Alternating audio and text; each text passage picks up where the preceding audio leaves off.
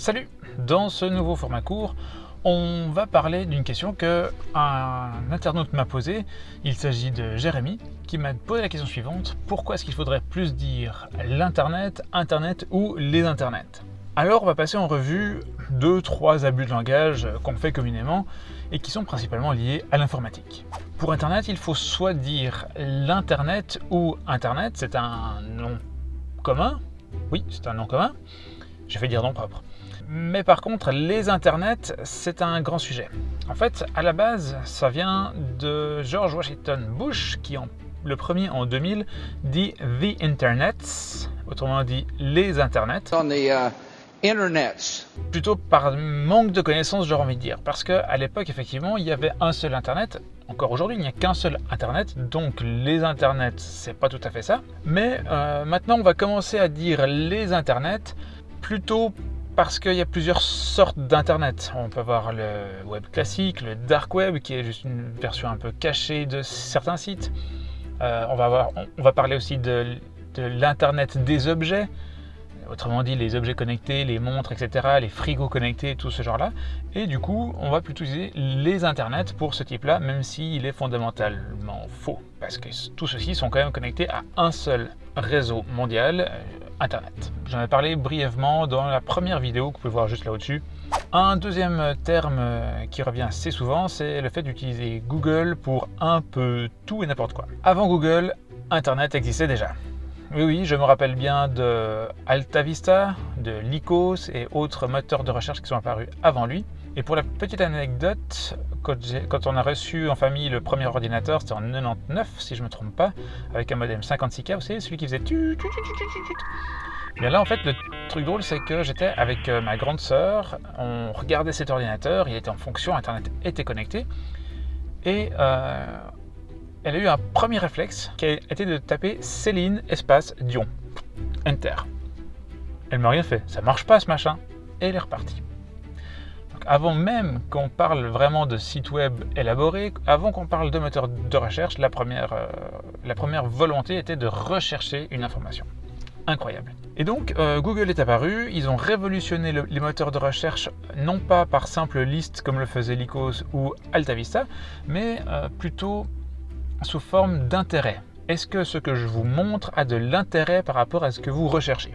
C'était un petit peu ça l'idée de Google à la base. Et donc, par ce biais-là, ils ont dominé le marché très rapidement parce qu'ils avaient un autre algorithme, on parlait déjà de ça à l'époque aussi, et ça a permis de les propulser en avant par rapport à tous les autres qui nous faisaient une simple liste. Il fallait peut-être aller en page 15 pour trouver ce qui était intéressant au moment où on le voulait. Du coup, maintenant, on a un gros souci de langage, c'est qu'on va dire Google pour Internet globalement. On va souvent entendre dire oui, alors je vais sur Google pour ouvrir ton site. Non, on va sur un navigateur qui est donc un programme qui permet d'aller sur un site comme un autre, c'est-à-dire que Google, le moteur de recherche, est un site comme mon site à moi. C'est juste qu'il permet de faire une recherche, un moteur de recherche. Donc on ne va pas sur Google pour ouvrir un site, on va sur Google pour rechercher un site. Maintenant, le truc c'est que Google a fait aussi un navigateur qui s'appelle Google Chrome.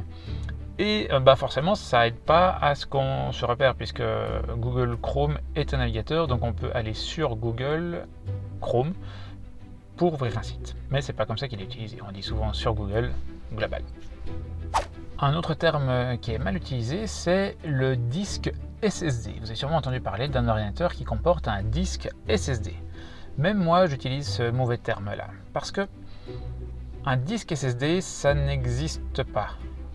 Un disque dur, oui, HDD, Hard Disk Drive, qui comporte bien des plateaux qui tournent, donc des disques de mémoire. Mais le SSD est plutôt une grande clé USB, donc qui n'a rien à voir avec un disque. Mais comme il remplace le disque dur, eh bien, on a pris comme habitude, tout simplement dire un disque SSD.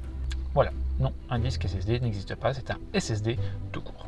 D'ailleurs, on ne pourrait pas dire un dur tout court, on doit dire un disque dur.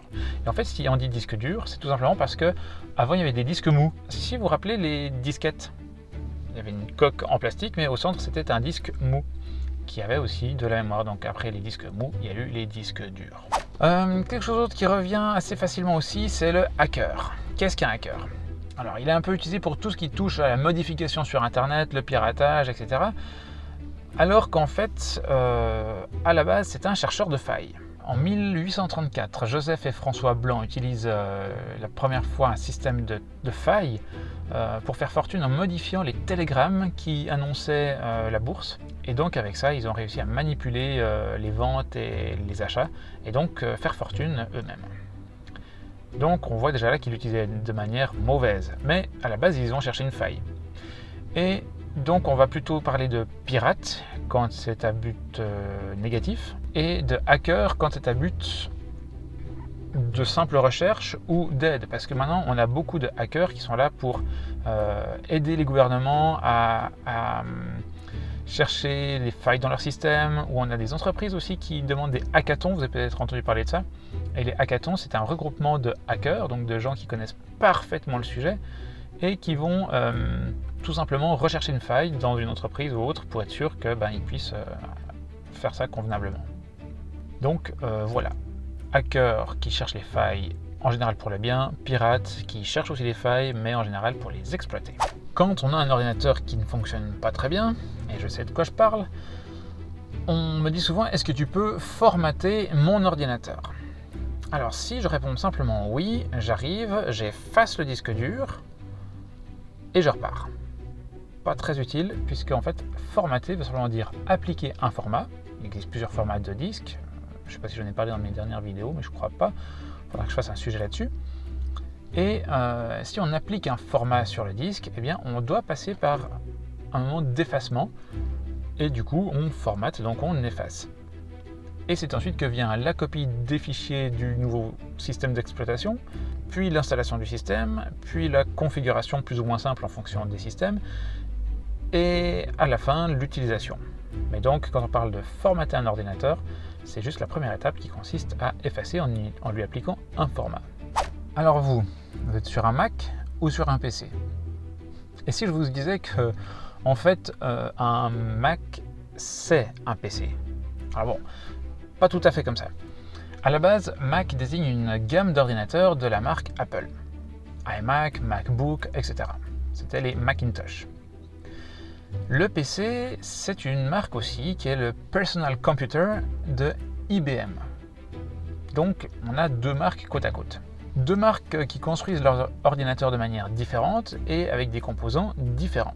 Au fil du temps, le PC a été utilisé pour dire les ordinateurs compatibles PC, c'est-à-dire le système d'IBM.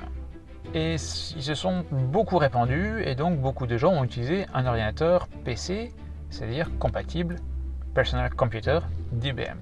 Depuis 2005, Apple utilise le même matériel que tous les autres, et donc sont devenus, au même titre que les autres, des PC, donc au sens large du terme, mais utilisant le système d'exploitation macOS, alors que les autres utilisent du Windows ou du Linux ou des systèmes serveurs ou d'autres systèmes d'exploitation. Et donc effectivement, je vais me faire des amis, mais votre Mac, c'est un PC. Et un petit dernier pour la route, si je vous parle de geek, vous pensez à quoi? Un boutonneux dans sa cave, un type qui joue aux jeux vidéo, le type qui vient de s'acheter sa 5e montre Apple. Finalement, un geek c'est quoi?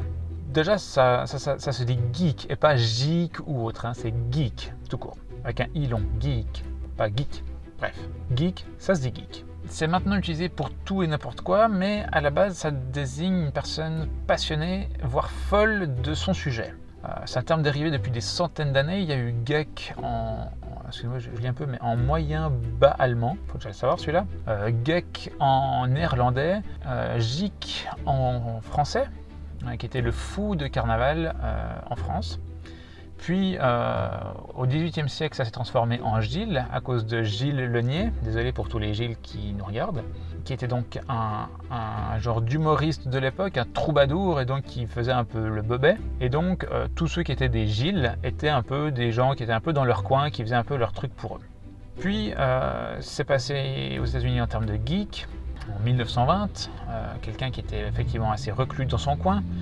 Et enfin, au début de l'informatique, avec les calculatrices et les premiers calculateurs, du coup les premiers ordinateurs, eh bien ça s'est dévié sur ce terme-là, quelqu'un de passionné d'informatique. Du coup, vachement intello, parce qu'il fallait bien les comprendre à l'époque, et qui dit intello dit pas trop sociable, et donc on revient sur ce côté un peu coincé chez lui. Comme il était souvent rejeté, il s'est un peu réfugié dans un monde fantaisiste, avec de la science-fiction, de la fantasy, etc., les mangas et tout ce qui va avec, tout ce côté culture fantaisique. Alors actuellement, ce terme est un peu utilisé comme fourre-tout pour quelqu'un qui est intéressé de près ou de loin à quelque chose d'électronique. Mais comme quasiment tout devient électronique, est-ce qu'on va commencer à dire que celui qui aime bien le système informatique embarqué dans une voiture, typiquement une Tesla, est-il forcément un geek? Alors en fait, il y a plusieurs catégories. On va différencier les gamers, ceux qui jouent aux jeux vidéo, mais là-dedans, il y a aussi ceux qui jouent occasionnellement et les professionnels. Ça va de tout au tout. On est un gamer dès qu'on joue à des jeux vidéo. Il y a le nerd, qui veut dire un passionné d'un sujet très spécifique, qui rejoint le sens premier de geek, en fait, si on veut bien se dire qu'il était vraiment dans son coin à faire son truc pour lui. Ensuite, il y a le no-life. Ça, c'est un peu triste, c'est vraiment quand on va vraiment trop loin et qu'on se coupe du monde à ce point-là. C'est-à-dire qu'on est tellement plongé dans le truc qu'on n'est plus sociable du tout, on voit...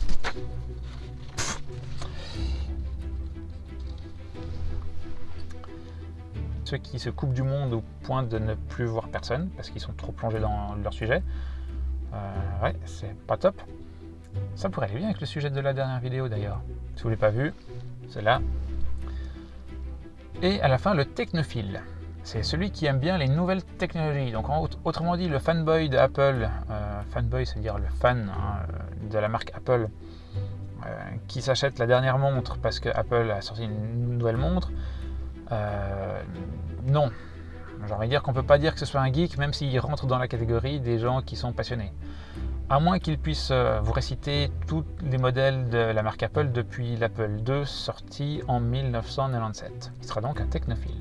Mais alors moi, je suis un geek. Voilà, si cette vidéo vous a plu, n'hésitez pas à la partager. Comme ça, vous clouerez le bec à ceux qui utilisent Geek et autres. Ici, vous trouvez une autre vidéo. Là aussi, l'abonnement, c'est par là. Et puis, moi, je vous dis à la prochaine. Bonne soirée. Je file chez mon client. Oui, je bosse le soir aussi des fois.